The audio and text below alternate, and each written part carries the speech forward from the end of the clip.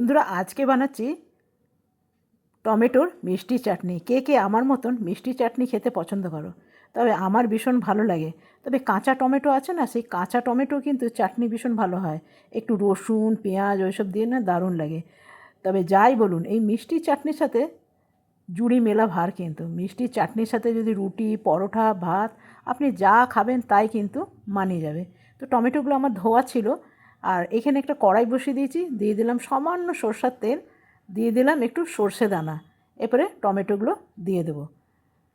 এরপরে দিয়ে দেবো একটু নুন, তাহলে তাড়াতাড়ি টমেটোগুলো গলে যাবে। দিয়ে দেবো একটু হলুদ, ভালো করে একটুখানি গলিয়ে নিতে হবে, খুব গলিয়ে নিতে হবে। এরপরে দিয়ে দিলাম আমি একটু ঝাল লঙ্কা, আর দিয়ে দেবো খেজুর। খেজুর আপনাদের বাড়িতে যদি থাকে তো ভালো, আর খেজুর না দিলেও কিন্তু বেশ ভালো হবে। তবে আমার কাছে পাটালি গুড় নেই, যদি পাটালি গুড় থাকতো না তাহলে কিন্তু আরও টেস্ট হতো। তো ভালো করে খুন্তি করে আমি একটু ম্যাশ করে দিলাম। এরপরে দিয়ে দেবো আমার বাড়িতে আছে কাঁচা আমের আমসত্ত্ব। এটা বানিয়ে আমি ফ্রিজে রেখে দিয়েছিলাম।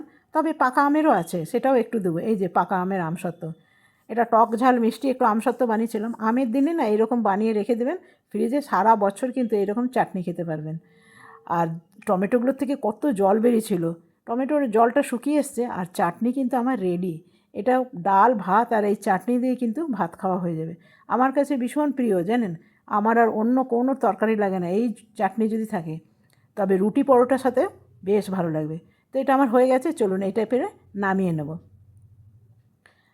এটা একটু ঠান্ডা হতে দিতে হবে, তাহলে কিন্তু খেতে ভালো লাগবে।